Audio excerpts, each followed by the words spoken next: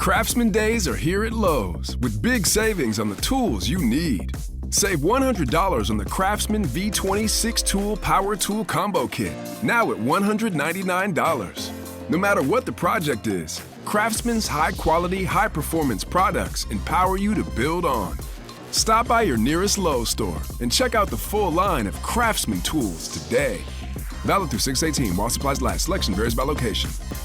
Not only should Walters be your spot before and after every Nats game, but also Walters is an avenue for cheaper Nats tickets. When buying tickets to Nationals Park through the rest of the season, enter promo code WALTERS for 30% off. 1-0 Nats. The pitch. Breaking ball. Scott in the air to deep left. Way back it goes. This one is going, and it's long gone. Carter Kieboom with a titanic 2-run homer makes it 3-0 Nationals here in the 6th. Runners lead second and third. Here's the set. The 2-2 delivery. Fastball struck him out swinging. Adon strikes out Bell, his third strikeout of the game, and that will strand 2 runners. He pulled the string on Bell, pulled the string on me. Change up at 89. Fooled him a bit. Bell slammed his bat down. Now the pitch. Cole swings and hits one hard up the middle on the ground through into center field for a base hit. Rounding third is Vargas. He'll come in to score. Stopping at second is Riley Adams. Third hit in a row in the inning for the Nationals. And the Nationals are back in front by 3. And welcome to Nats Chat for Saturday, August 26, 2023, along with MASNsports.com Nationals insider Mark Zuckerman. I'm Al Galdi, host of the Al Galdi podcast. The 2023 Nationals now are within 9 games of 500. 60-69 now is the record. And the Nats now are 4th as opposed to 5th in the National League East. A 7-4 win at the Miami Marlins on Friday evening in Game 1 of a 3-game series. And that's now are 22-11 over their last 33 games. And that's now are 3-1 on their 9-game road trip. Joan Adon on Friday evening for a second time in 4 starts, teased tossing a no-hitter. Carter Kieboom homered again. You know, Mark, you take a step back. Here we are in deep August. The Nats are surging. The likes of Joan Adon and Carter Kieboom are leading the way to victory. Like, what world are we living in right now? All right, I'm going to give you 3 tried and true facts as we record this. And you tell me which of these 3 things was most likely to happen in your mind here on August 25th of 2023. Number 1, Joan Adon would carry 2 no-hitters into the 6th inning in a span of 4 starts. Number 2, Carter Kieboom would homer in 2 of his first 3 games back in the big leagues. Or number 3, the Washington Nationals would be ahead of the New York Mets in the NL East standings on August 25th, 2023. Which of those would you have said was most likely to happen?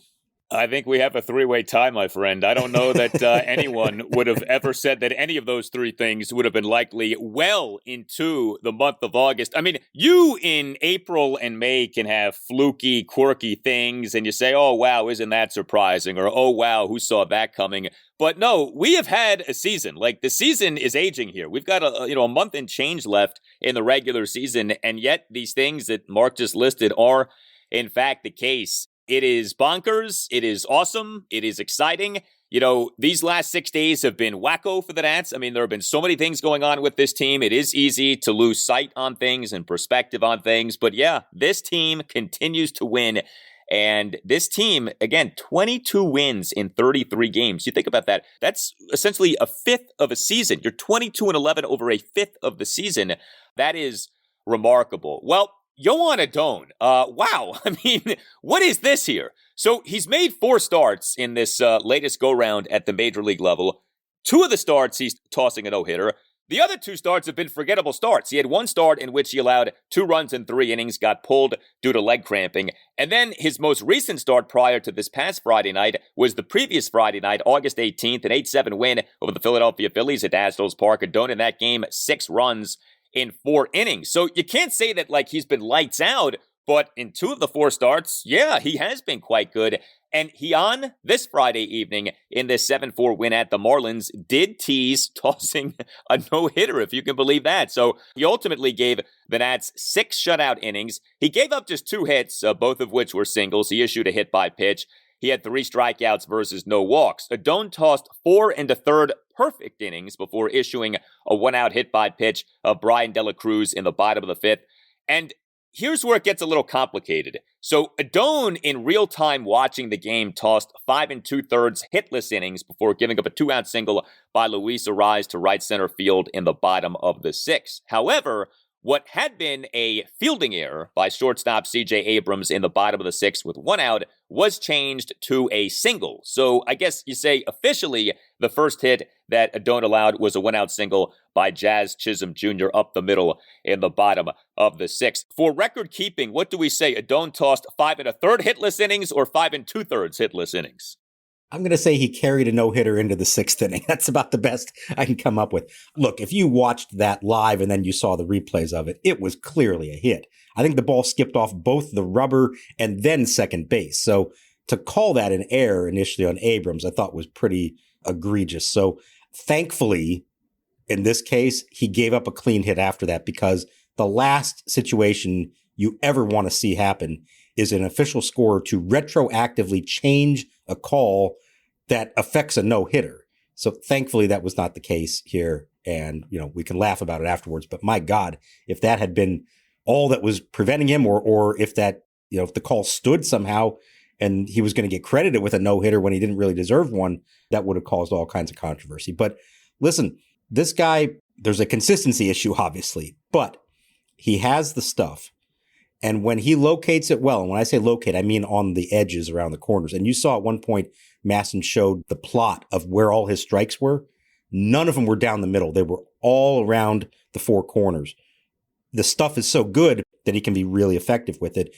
And you saw that on this night, that he has the potential. We even saw it in glimpses last year, just not putting it together to this extent. And who knows what this means in the future for Joan Adon.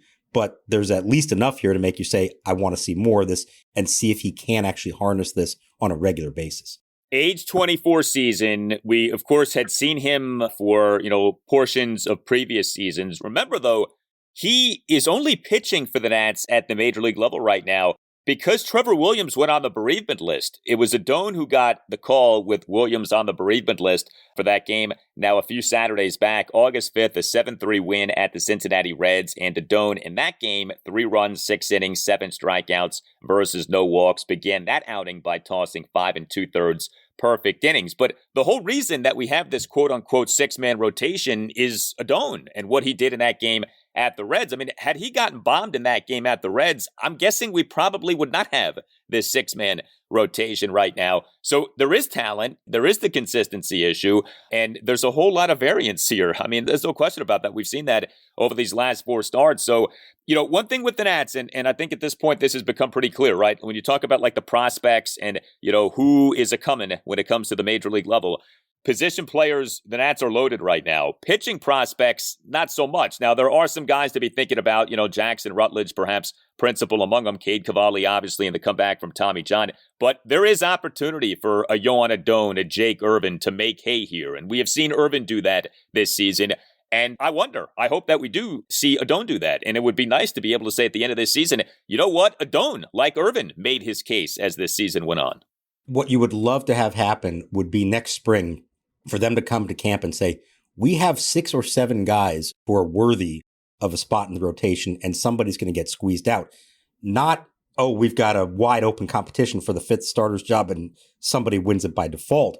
But there are actual quality pitchers here in the mix for it, and whoever doesn't get the job is going to go to AAA and be waiting in the wings to get the call because it's going to happen at some point. I want to highlight what I thought was the biggest pitch of the night for Joan Adon. It's after the no-hitter was over. It's the 6th inning. The Marlins are kind of starting to put something together, and the game is not at all there for the taking. It is very much still up for grabs. Josh Bell comes up to the plate, and Adon throws him with 2 strikes, a changeup, perfectly placed, tailing down and away from him. I can't tell you how many times last year when Adon was struggling in the big leagues that Davey Martinez said He's got to start throwing his changeup. He's got to trust that pitch. That's the only way he's going to have success up here. We keep telling him you got to throw it, and he just doesn't seem to have enough confidence in it. Boy, did he pick a great time to throw the best one maybe he's thrown in the big leagues against a big-time hitter in a big spot. And if that's a sign of who he can be, that's great. That shows some development and some maturity and the ability to trust that you can get guys out with something other than what you normally throw. The former Nat Josh Bell on Friday night, 0 for 4 with 2 strikeouts. Josh Bell, since being acquired by the Marlins, has been outstanding, a .948 OPS over 21 games with Miami, and that does include the 0 for on Friday night. So that strikeout of Josh Bell absolutely was significant. In terms of the Nats' offense in this 7-4 win at the Marlins on Friday evening, 7 runs, 13 hits to go with 1 walk. The Nats went 4 for 10 with runners in scoring position. A lot of guys in a lot of moments worth highlighting with the Nats offense in this game. But yeah, we mentioned him at the top. He did it again. Carter Kieboom. You talk about making a case for yourself.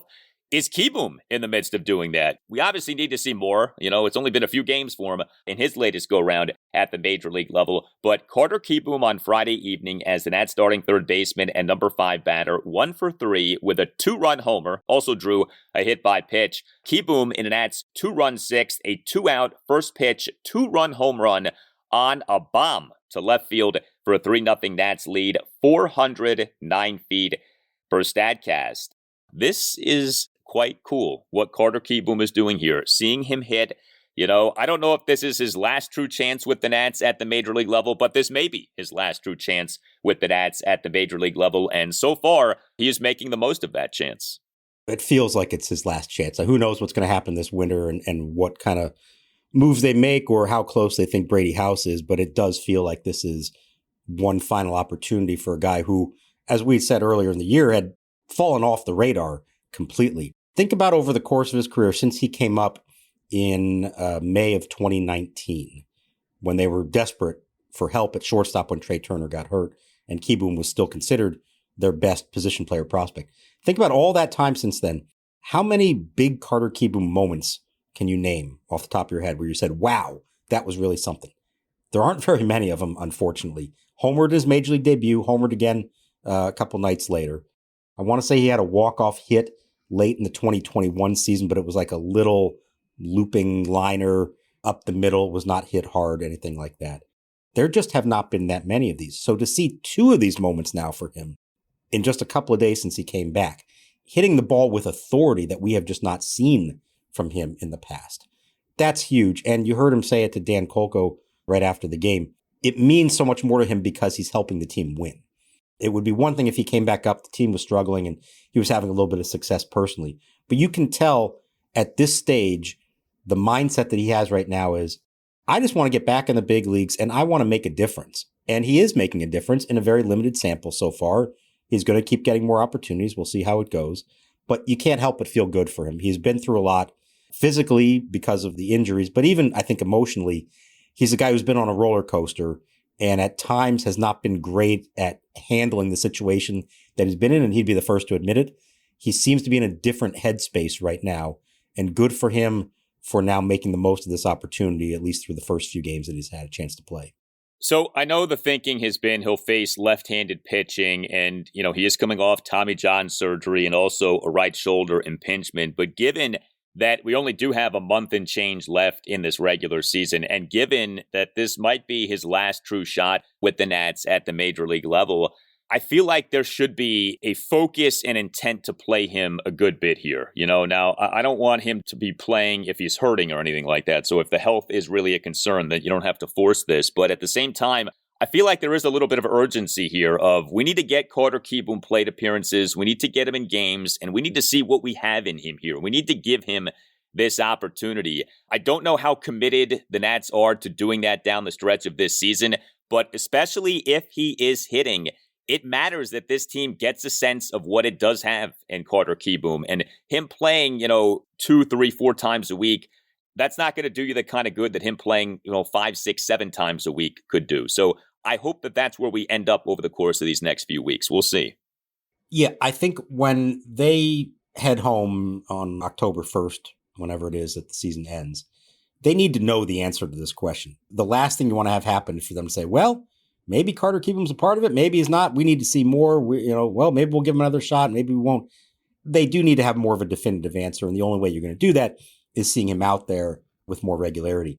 I do think, as you alluded to there, Davey is cognizant of the fact that he is still slowly working his way back from major arm issues. You see him replacing him for defense late in games. I think for that reason, not really knowing the strength of his arm to make throws. We haven't seen him have to make a whole lot of plays at third base so far. Just the ball hasn't been hit to him, or there haven't been plays that have required a whole lot of effort or deep throws from behind the bag. I'll be curious to see how he looks when he has to do that.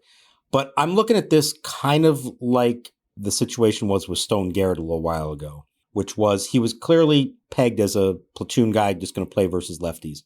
But as he started to have some success, you said, all right, let's give him a few starts. Let's see how he does against righties. And if he has success with it, all right, let's move him really into the everyday lineup. I think that's how this could play out. It's up to Kieboom to make the most of the opportunities he gets.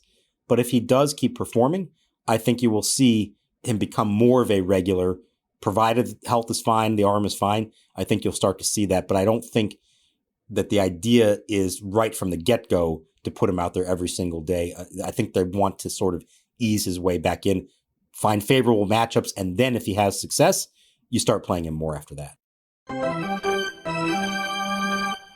Hey, are you a law firm partner or an associate stuck on an underperforming franchise? Or are you stuck in the minors like Carter Kieboom just was? Do what Nationals legend Max Scherzer did. Demand a trade. He left the New York Mets, right? And ended up on a contender in the American League. There might be greener pastures and a lot more money at another law firm for you and your team at another law firm, not to mention better management and better services to offer your clients. The law firm lateral partner market is still red hot, and Nats Chat sponsor Mason Kalfas is the best legal recruiter in Washington, D.C., or anywhere. And Mason wants to help you find a new and better home. Mason Kalfas, he is the Scott Boras of legal recruiters. Put him to work for you. Mason will sit down with you and understand your practice and career or financial goals. He will confidentially discuss your candidacy with law firms that are contenders. With the first Biden administration winding down, give Mason Kalfas a call to position yourself for a move to private practice today. You can reach Mason or any of his team of 7 recruiters at 202-486-3535 or email Mason at mason@zenithlegal.com. That's 202-486-3535 or via email at mason@zenithlegal.com. Go Nats! The Nats will be contenders very soon, and you can be a contender even sooner. Are you looking for tickets to an upcoming event? That's why you should download the Game Time app. Create an account and use code NATSCHAT for $20 off your first purchase. You get cheaper tickets, and it helps the podcast a bit. Sounds like a smooth 6-4-3 double play. Again, create an account and redeem the code NATSCHAT for $20 off. Terms apply. Download Game Time today. Last minute tickets, lowest price, guaranteed. Hey guys, Al Galdi here to tell you about Factor, which is America's #1 ready-to-eat meal kit. I have been eating Factor meals. They are outstanding. They can help you fuel up fast with flavorful and nutritious ready-to-eat meals delivered straight to your door. You'll save time, eat well, and stay on track reaching your goals. We, of course, are in the thick of summer, but the school year isn't far away. Everyone's busy. You want to make sure that you're eating well. With Factor, you can skip that extra trip to the grocery store and also skip the chopping, the prepping, and the cleaning up too, while still getting the flavor and the nutrition that you need. Factor's fresh, never frozen meals are ready in just 2 minutes. All you have to do is heat up the meal and enjoy the meal, and then get back to doing whatever it is that you need to be doing. Here's what you do. Go to factormeals.com/NatsChat50 and use the code NatsChat50. You do that, you get 50% off. Yeah, 50% off. Go to factormeals.com/NatsChat50 and use that promo code NatsChat50 for 50% off. Factormeals.com/NatsChat50 and use that promo code NatsChat50 for 50% off. Factor, America's #1 ready-to-eat meal kit.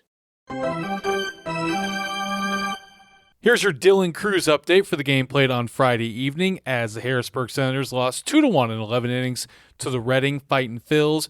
In the leadoff spot, Dylan Cruz played right field. He went 1 for 5, struck out 3 times, and so far in 4 games, he's hitting .154 at the AA level. Now back to Mark and Al. Oker to the belt. Deals. Swinging a line drive left center field, headed toward the gap. This is down. It's a base hit, and it's going to go to the warning track and by Chisholm to the wall. Chavis scores. Thomas scores. Meneses rounding second. He'll hold and go back to second with a bases clearing 2-run double.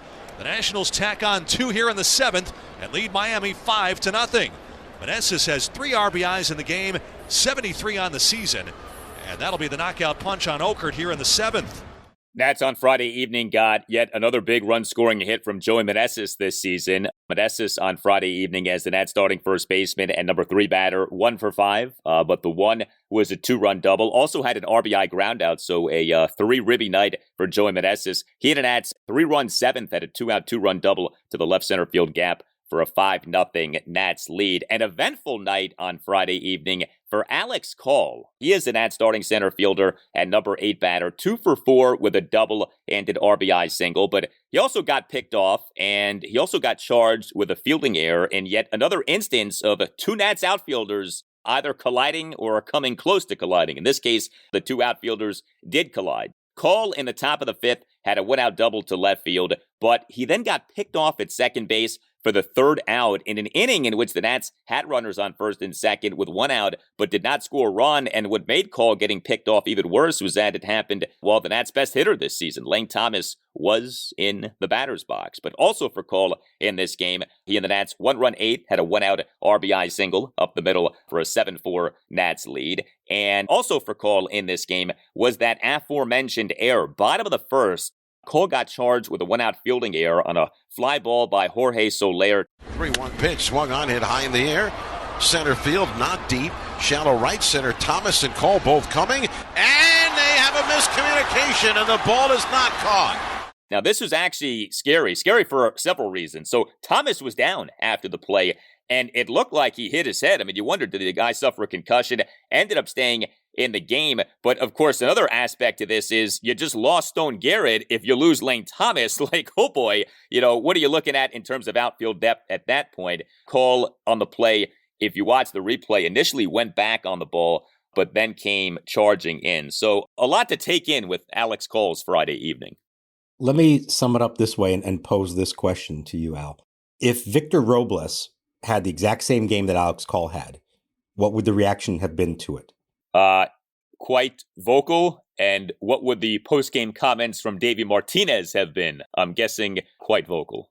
Yeah. And we've raised this before. Is Victor Robles held to a different standard than others? It's possible. Now, there's a longer track record of games like this where we joke about the full Victor Robles experience, the good and the bad of it. There are fewer examples of it with Alex Call, but that felt like a Victor Robles kind of game for him and not in the best way.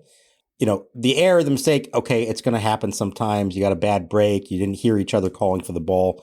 Thomas was way closer to it than Call was, but he's a center fielder and he's going to try to take charge of it. That's, unfortunate. Thankfully, Lane doesn't appear to be seriously hurt. The pickoff, though, that's inexcusable. In that situation, 2 outs, Thomas at the plate, there is zero reason to allow yourself to be picked off. And that's a problem. Now, we talked about the lack of outfield depth, so it's not like this guy's in danger of being benched at the moment because they don't have anyone else who's healthy or big league ready. But those kind of plays are not going to win you a permanent spot on the roster. And knowing what's coming in the very near future, anybody who is an outfielder in the big leagues for the Nationals right now who's not named Lane Thomas, you're fighting for your job right now. You're trying to prove that you deserve to stay here beyond this year. So Alex Call, Blake Rutherford, this is your opportunity. And games like this are not going to help your cause because you're already behind the 8 ball when it comes to the big name prospects who are going to be here soon. It's an uphill battle for you to show that you deserve to stay here long term. You're going to have to play pristine baseball to make sure that you don't take yourself out of the equation. I don't get why these outfield miscommunications keep happening too. Especially, I mean, think about where the Nats were playing on Friday evening. The Marlins' Lone Depot Park, in which, the atmosphere isn't exactly, the Metrodome in the 87 playoffs, all right? Like, there ain't that many people there, and they're not that loud. Like, you can basically have private conversations with your teammates in the middle of the game when you're playing games at the Marlins. And so you should be able to hear each other. You should be able to communicate. But for whatever reason, there was an issue there. And, with Cole getting picked off at second base, man, this week has not been a good week for the Nats in terms of avoiding making outs at second bases. We had that game against the Yankees in which the Nats made one out after another in terms of trying to stretch singles into doubles. You had Cole getting picked off at second base on Friday evening. And you had a guy who has had a penchant for this get thrown out in an attempt to stretch a single into a double. I'm talking about Keibert Ruiz. Now, Keibert has had a really good month of August, okay? And he on Friday evening, as an Nats starting DH and number 4 batter, went 2 for 5 with an RBI single and an infield single. But he on that RBI single capped a 3-run 7th with a 2-out ribby single off the right field wall for a 6-0 Nats lead on a 1-2 pitch. Great piece of hitting, great moment. But he then got thrown out in an attempt to stretch that single into a double. Meneses heading for the plate. Ruiz for second to throw there. He's going to be out. Fortunately, the run scored. I've talked about this. Keibert has an issue with this. This has happened with him a lot. Him getting thrown out on the base paths, trying to stretch singles into doubles. And it really stood out in this game again because of what we just saw a few games ago at the Yankees. Yeah, and this team cannot afford to do this. I mean, no team can afford to do it, but especially one that has to scrap for every single run that they score. And it's not like he's a speedster who should be trying to take extra bases on a regular basis. Look, hey, he also had, an infield single in the game, right? He was chugging down the first base line, so good for him for that. But yeah, pay attention to the game, be smart. It's not about speed, it's about base running smarts. And that really could have been disastrous because Joey Meneses barely crossed the plate before Ruiz was tagged out. Good on Joey for hustling all the way through home plate. If he eases up at all, I don't know that he scores. The tag is made before he crosses the plate. That run doesn't count. Oh, that would have been an important run as this game played out. Yeah, it is an issue, something that needs to be cleaned up. And it's just about more awareness of the situation, knowing what you are capable of doing, what you aren't capable of doing. And Keibert would be wise to remember what his strengths are on a baseball field, and running the bases, sorry to say, is probably not going to be one of them. Know thyself, a very important lesson for baseball and for life, no doubt. Some good production from the Nats in terms of the bottom half of the lineup on Friday evening. Ildemaro Vargas as the Nats starting left fielder and number 6 batter, and Michael Chavis as the Nats starting second baseman and number 9 batter. Each guy went 2 for 4 with a double and an infield single. And I did want to highlight this. C.J. Abrams on Friday evening as the Nats starting shortstop and number 1 batter only went 1 for 5, but the one I feel like is worth focusing on. So Abrams in a Nats 1-run first inning, another first inning in which the Nats score a run. He had a leadoff first pitch single to right field. He advanced to second base on a Lane Thomas ground out. Abrams stole third base, and then Abrams scored on a Joey Meneses 1-out RBI ground out for a 1-0 Nats lead. If you turned on the game, just watch the beginning of the game, and then you blinked, you may have missed all of this happening. This happened at lightning speed. But the ultimate example of a leadoff man manufacturing a run, like basically scoring on his own in an inning. That's what you saw from Abrams right there. This was like Ricky Henderson-esque. Henderson used to do stuff like this. And, I'm not saying Abrams is Henderson, but you know what? Since moving to the leadoff spot, he hasn't been that far from Ricky in terms of the production. And I just love seeing something like that because, in the box score, you see, okay, 1 for 5, single stolen base. He struck out twice. Okay, ho-hum. It's like, no, he actually by himself created a run in that first inning on Friday evening. And he is the kind of player who can do that kind of thing. And he understands that that is his forte. And if he has the opportunity to try to push the envelope and make the most of it. So good on him, yes, for smart base running there, aggressive, but smart. And anytime in the first inning, especially, you can do that kind of thing. It sets a tone for the whole night. When you've got a 1-0 lead before your pitcher even takes the mound, it just puts everybody at ease, and he's a dynamic leadoff hitter, I mean, remember back at the beginning of the year, we talked about, boy, why is he hitting 8th, 9th? Like, when's Davey going to finally move him up there? He wanted to see him have a little success. He didn't want to put the extra pressure on him. Once it became clear that he was figuring things out, Davey moved him up there, and you can just see the difference that it makes, the energy that he plays with, the confidence he's playing with right now, to understand that as a leadoff hitter, you can be a difference maker. He has that ability in so many different ways. Home runs, yes, but also scoring a run like that with his legs and awareness on the field. It has been so impressive, the work that Abrams has done since becoming the Nats' regular number one batter. All right, Nats bullpen in this 7-4 win at the Marlins on Friday evening. So 3 Nats relievers combined to allow 4 runs in 3 innings, but 2 of the relievers combined for 3 scoreless innings. This was an odd situation here. So Mason Thompson was a disaster in the bottom of the 7th. There's really no other way to say it. This was rough. He was charged with 4 runs. He did not record a single out. He faced 5 batters. He got no outs. A game that was looking like essentially a Nats rout actually became a little tight because of what happened in this 4-run 7th inning. Thompson in the inning gave up a triple, a double, a single, and 2 infield singles. He gave up a 2-run triple by Jesus Sanchez down the right field line to cut the Nats lead to 6-2, despite Sanchez having been down in the count at 1.02. Although, have to say this, the home plate umpire, Brian Onora, called what should have been strike 3, ball 2. But still, Thompson gave up the triple. And then Thompson, on the very next pitch, gave up a first pitch RBI ground rule double off the right center field warning track by Nick Fortes to cut the Nats lead to 6-3. And then in the inning, Thompson was late to cover first base on an infield single by the Marlins' number 9 batter, John Birdie, to the right side of the infield on a 1-2 pitch. And that was it. Davey Martinez pulled Mason Thompson from the game. But we then got some really good stuff from Robert Garcia and Hunter Harvey. Garcia officially tossed 2 perfect innings with 2 strikeouts, including getting 3 outs over 5 pitches in facing 2 batters to end that Marlins 4-run 7th. Garcia did allow an inherited runner to score, but he did a really good job of cleaning up that mess in that 4-run 7th. And then Hunter Harvey, a scoreless bottom of the 9th inning for the save. Man, it would be so good if we just got right back to the great Mason Thompson we saw earlier this season, but we really have not been at that point for a while here. He can look good. He has looked good, but for every good outing, it feels like there is a bad outing, and the bad ones are really bad, and this one on Friday evening was really bad.